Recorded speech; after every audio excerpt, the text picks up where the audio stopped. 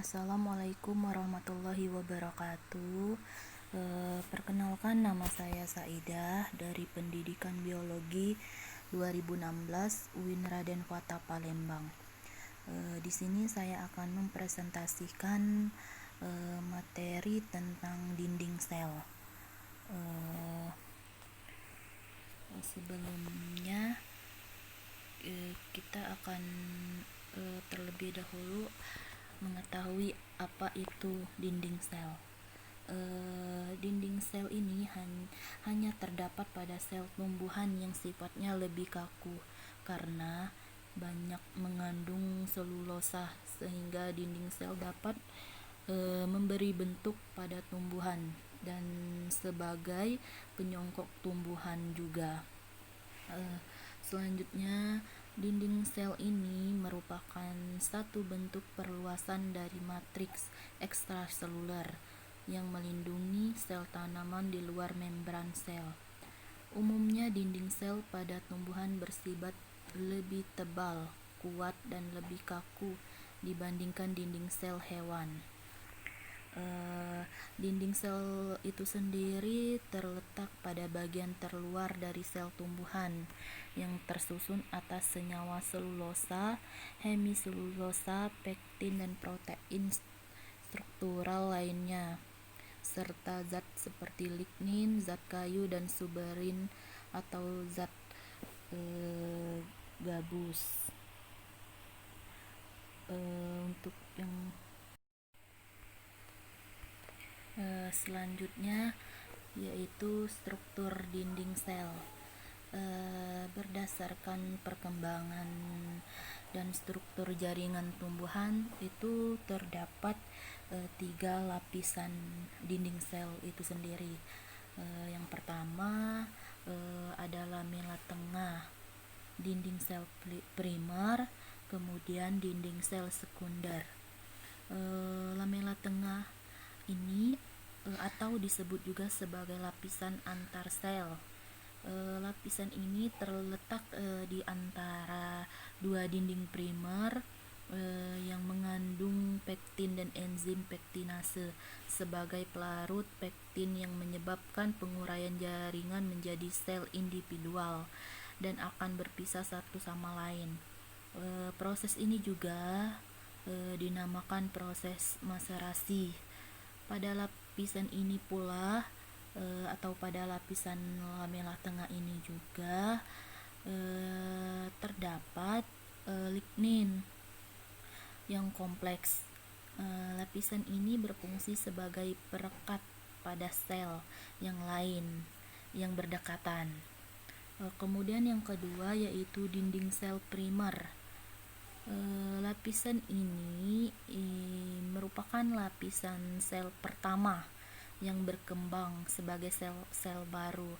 Jadi dinding primer ini adalah sebagai sel pertama yang akan berkembang sebagai yang membentuk sebagai sel baru.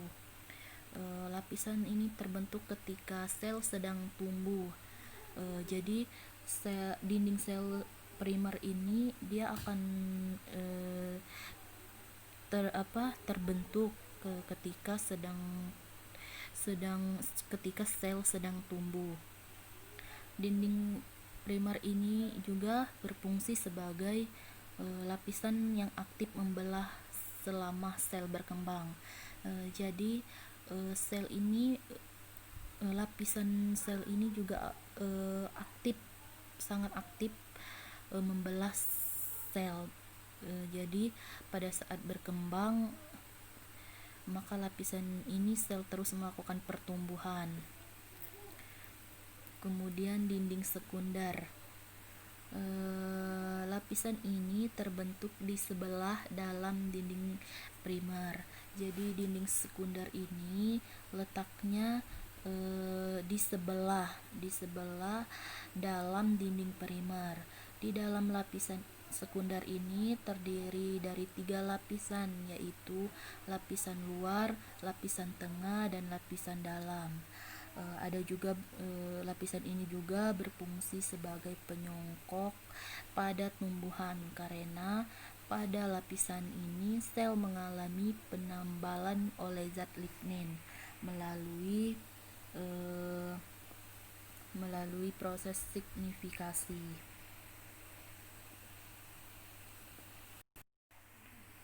Yang selanjutnya yaitu pembentukan dinding sel. Adapun proses pembentukan dinding sel ini dimulai dari tahap pembelahan sel secara mitosis, tepatnya pada tahap telofase. Pada tahap pragmoplas akan meluas dan membuat barisan atau deretan. Pragmoplas ini adalah gelendong plasma yang terlihat pada pembelahan mitosis yang menyatu menuju kutub sel. Selanjutnya, pada saat yang sama di bidang ekuator terbentuk cawan sel yang dibentuk oleh protoplas. Protoplas itu sendiri adalah sel tumbuhan yang tidak memiliki dinding sel atau sudah tereduksi. Protoplas akan membentuk pragmoplas di bagian dalam. Jadi protoplas ini akan membentuk pragmoplas di bagian dalam. Namun pada bilang ekuator mikrotubula, pragmoplas tidak tampak. Cawan sel yang semakin meluas akan membuat mikrotubula pragmoplas bergerak mendekati dinding sel yang membelah. Selanjutnya yaitu mikrotubula atau mikrotubulus. Ini berfungsi sebagai pembentuk sel saraf muda yang pada akhirnya akan mendukung pertumbuhan dan pemanjangan sel ke arah tertentu.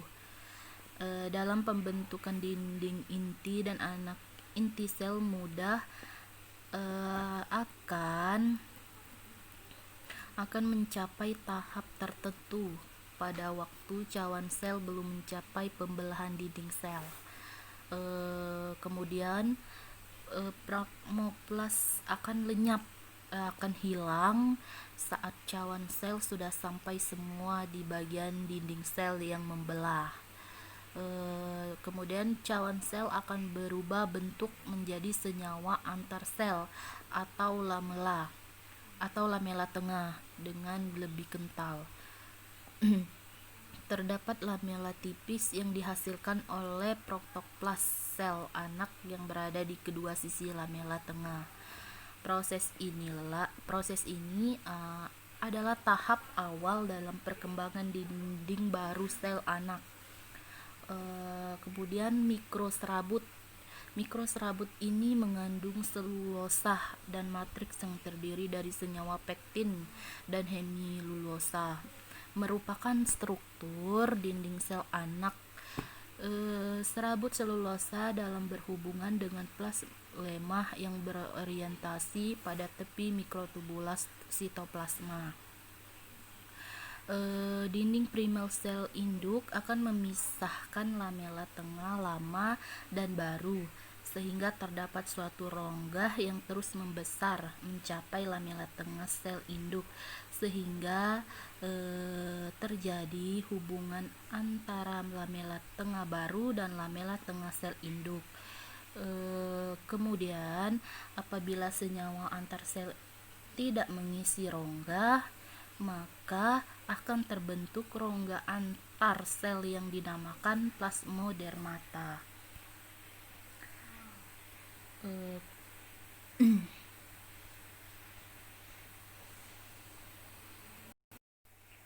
Kemudian dinding sekunder. Dinding sekunder ini tersusun atas mikroserabut selulosa yang merupakan matriks yang terdiri dari polisakarida, hemiselulosa, lignin, suberin, kutin, lilin, tanin, garam organik dan senyawa lainnya. Perkembangan dinding sekunder ini terjadi pada saat permukaan dalam dinding primer Struktur dinding sekunder ini sama dengan struktur dinding primer, yaitu terdiri atas mikroserabut, selulosa, dan matrik non-selulosa. Kemudian dinding primer, sel mudah akan mengalami ketebalan dan perentangan pada bagian permukaan selama sel tumbuh. Pada dinding primer tertentu yang tidak mengalami penebalan, maka dikatakan nokta primer. Sifat khas dari nokta primer ini ialah ada untaian protoplasma yang tipis yang disebut plasmodermata yang berfungsi menghubungkan protoplas sel satu dengan protoplas sel tetangga. Plasmodermata terletak di dalam nokta primer dan khusus pada sel hidup dewasa. Dinding sekunder, sejumlah besar plasdesmata terdapat pada selabut nokta.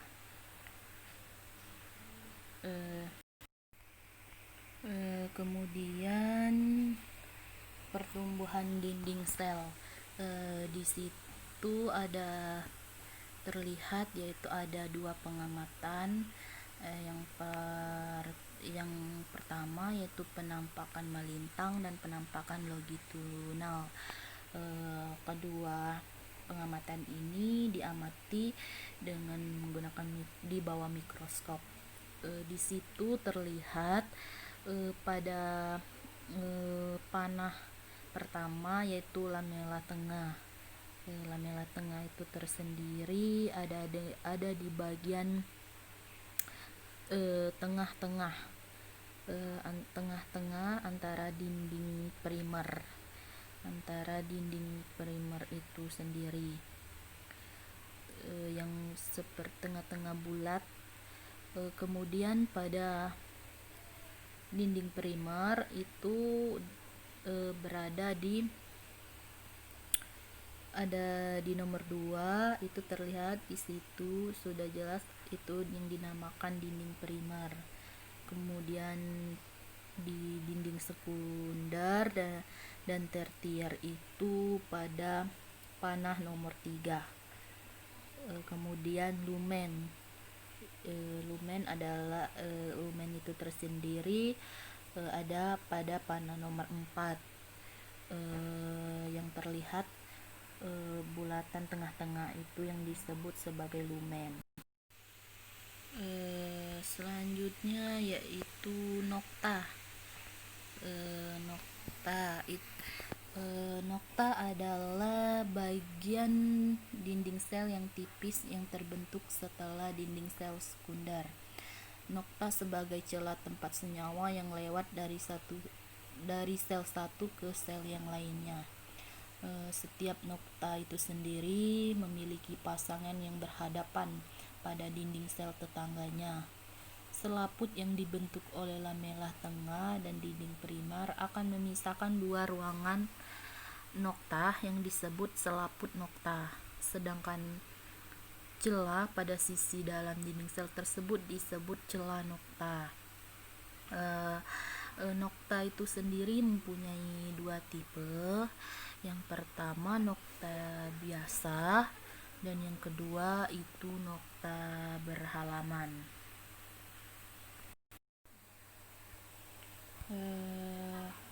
Ini adalah jenis nokta sederhana dan nokta berhalaman. Nokta sederhana ini ialah nokta yang memiliki pasangan dan terdapat ruang antar sel di depannya. Dua nokta yang berpasangan dengan nokta besar disebut nokta majemuk unilateral. Jadi dua nokta yang berpasangan dengan nokta besar disebut dengan nokta majemuk unilateral.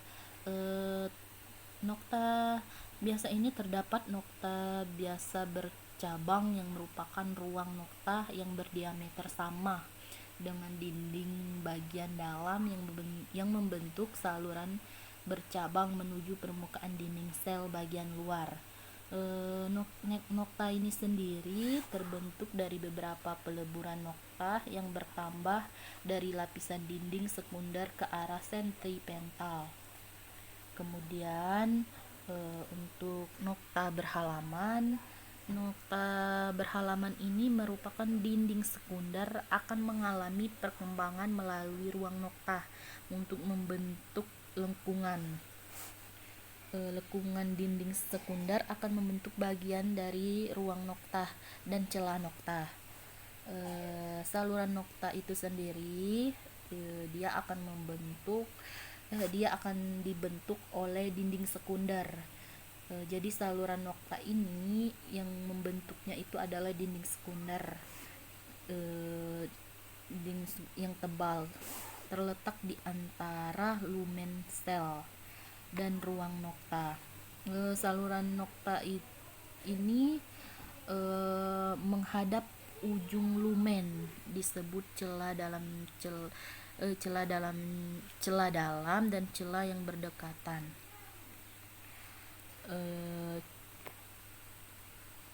Saluran nokta yang menghadap ujung lumen disebut celah dalam celah yang berdekatan dengan ruang nokta disebut celah luar.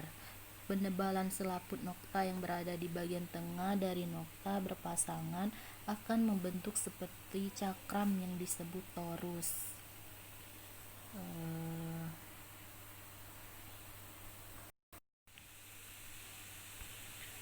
Selanjutnya yaitu membran sel. Di sini terdapat struktur membran sel yang dimana ada bagian-bagiannya yaitu protein porifer, kemudian protein integral, fosfolipid, fobik, dan fobilik. Dapat kita ketahui dulu membran sel ini berfungsi sebagai transportasi zat yang keluar masuk dari sel satu ke sel yang lain. Jadi tempat transportasinya zat yang keluar masuk dari sel satu ke sel lainnya. Selain itu, sel tumbuhan mempunyai hubungan intraseluler atau hubungan antar sel yang dikenal dengan plasmodermata. Plasmodermata ini memiliki saluran halus yang berdiameter 20 sampai 40, berfungsi sebagai jembatan penghubung. Jadi sebagai jembatan penghubung yang akan menghubungkan si sitoplas antara sel yang bersebelahan. Plasmodermata ini dia akan terbentuk dari perpanjang arah luar membran sel-sel yang bersebelahan. Kemudian selanjutnya plasmalema. Plasmalema ini adalah lapisan atau selaput tipis yang tersusun atas senyawa kimia liprotein atau gabungan dari senyawa lemak atau lipid. Penyusun selaput plasma atau plasmalema ini biasa dinamakan membran sel yang terletak di bagian luar. Jadi lipoprotein terdiri atas 3 lapisan, yaitu protein lipid dan trimer layer. Kemudian lemak bersifat hidrofobik merupakan senyawa yang tidak larut dalam air, dan protein bersifat hidrofilik, yaitu senyawa yang dapat larut dalam air. Oleh sebab itu, plasma ini bersifat selektif permeabel atau semi permeabel. Selektif permeabel adalah hanya beberapa senyawa tertentu saja yang dapat masuk atau melewatinya. Mungkin itu saja yang dapat saya sampaikan. Semoga bermanfaat. Wassalamualaikum warahmatullahi wabarakatuh.